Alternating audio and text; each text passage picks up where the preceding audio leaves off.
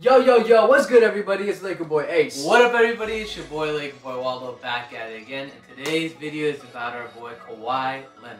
Small forward that plays for the San Antonio Spurs, two-time back-to-back Defensive Player of the Year, NBA champion in 2014, and NBA Finals MVP. Dude's got LeBron's biggest nightmare. And LeBron's biggest nightmare. He's got an immense resume at only the age of 26. Relatively young. Now, why are we bringing up Kawhi? Yeah, man. So, Adrian Wojnarowski dropped a little Woj bomb a couple weeks ago saying that Kawhi Leonard has demanded a trade, relationship with San Antonio has been broken, and that the Lakers are the center of his trade targets. So now that brings up the debate. The inevitable Laker fan debate. Do we a star wants to come here? Should we trade for Kawhi Leonard now, or should we wait for this boy to come in 2019 as a free agent? That's dicey. That's some risky business. Risky business, man. So let's just dive right into it. Let's get it. Honestly, man, I know this is kind of on the unpopular side, but I feel like the Lakers should trade for Kawhi Leonard as soon as possible. I know a lot of people would be saying, save the core, keep the young core, he could come in as a free agent. But the thing is, right now, we have a chance to make history. The big three with LeBron, PG, Kawhi starting this NBA season would be insane. And in my previous video, I break down how it would make more sense financially to trade for him. Otherwise, we'd have to make a decision on who we'd rather sign and things like that next year. But that's my hot take. I don't know. And so, I agree with you in the sense that Kawhi Leonard is a very valuable player, where obviously trading for him does make sense. Yeah.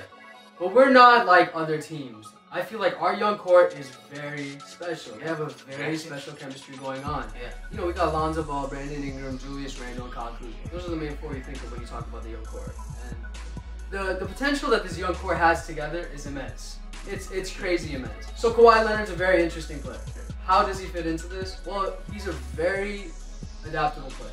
You know, he's a small forward in this league. He can shoot the three. He's obviously, I think, in my opinion, the greatest two-way player we have currently when healthy. And on top of that, I feel like if you fit him into this core that we have without actually trading anybody, it could make us better. Yeah. And that's the reason I think instead of trading for him, we sign him. Because especially if the rumors are true, right? If we're going off what his agent is saying, if everything is contingent on that agent and all the reports saying Kawhi Leonard wants to be here regardless of, you know, if he's traded to another team, he's going to tell that team he intends to sign with the Lakers in the 2019 free agency, then I say there's no need to pull the trigger. Unless you're saying, obviously, we get Paul George and LeBron. But that's still up for debate. Well, yeah, so I agree with Sami saying that. Let me just clarify, like, if we don't trade for Kawhi, I'm not unhappy. I'm happy. Yes. Okay, we keep the core. It's chilling. But I'm just saying, like, in order to lure, according to sources, we don't know if any of this is true. It's all speculation. Yeah. But according to sources, LeBron is kind of waiting us out to see if we can land a Kawhi type player to come through. And some of you Laker fans don't want LeBron. I personally am all for LeBron. He's the best player in the game right now. So if someone like that is waiting for us to land a player, and if it just takes, I know it hurts, it's gonna sting, but if it just takes Brandon Ingram, Josh Hart, Lou Wall, and a first rounder, I say why not? I mean, I know it's gonna hurt. Ingram has untapped, unfinished potential. He could be as good, or you could even debate, some people might even say better than Kawhi. But at the end of the day, if Ingram becomes Kawhi, you're happy.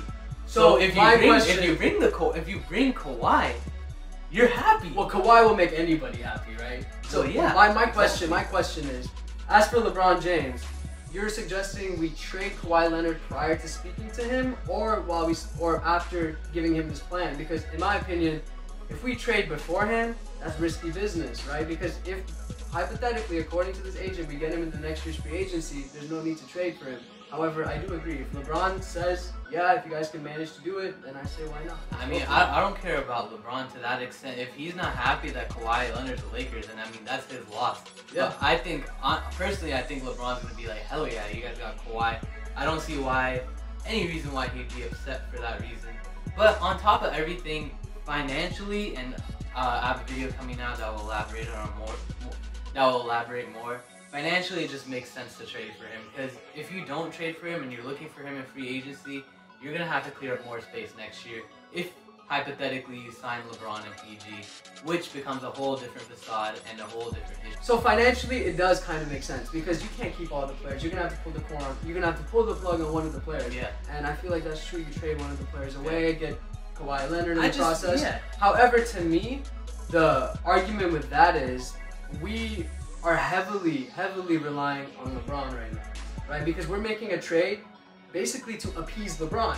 And I'm okay with that as long as we've spoken to LeBron, because I feel that at the end of the day, we have no idea where this guy is going. No idea. Yeah, but I just want to clarify, we're not making that trade solely to appease LeBron. We're landing a top 5 talent. And we are, right? And essentially we will be. But if you think of it, you waited out the year, and if he does come regardless, we'll be set. And on top of that, there's huge scandal going on. Not scandal, but there's a lot of talks about the Spurs not wanting to deal with the Lakers. And that's not even our fault. That's just the Spurs being greedy. It's kind of like that greedy ex that doesn't want to see you move on and be successful, right? But the Spurs is kind of, they don't want to trade Kawhi because obviously they don't want him to be successful in the same bracket, essentially in the West, and a rival team, the Lakers, which I think is messed up. Which then just fuels more ammo to be like, okay, if you don't want to trade with us, we'll potentially sign him next year. And you know, it is very hard to say that too, because we've had a lot of experiences in the past where we could have traded for a superstar, we didn't trade, and they ended up signing with another team, right? And that, I feel like that's your next point. But yeah, my next point is basically like, if we could trade for Kawhi in the off season, I say go for it. But the minute the season starts, I'm all in for free agency. I'm just saying, if this off season we have the chance to land Kawhi, front office shouldn't be like, oh, we'll wait next year. We all, as Laker fans, we've just had too many experiences where everyone's like LA. We don't even know about PG. We're all sitting here thinking PG's a done Laker. This guy could go to OKC. We don't even know.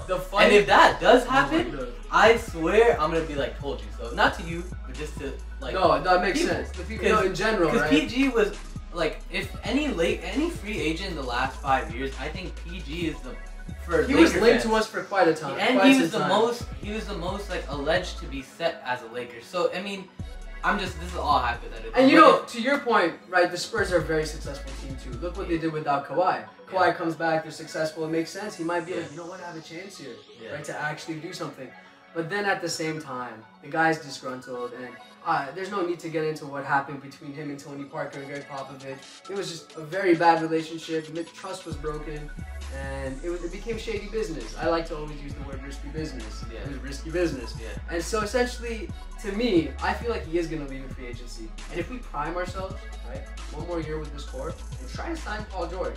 Although it's not guaranteed Paul George will come to us without another superstar, because at the end of the day, he's with the Thunder and he wants to win and obviously get a chip, get the Hall of Fame resume. You know, at the end of the day, man, I feel like it's just best, and I know you agree with it too, because the way we're arguing, it makes it seem like he doesn't like the young, but he does. And I actually, just like him, am so eager to just get Kawhi right now and succeed.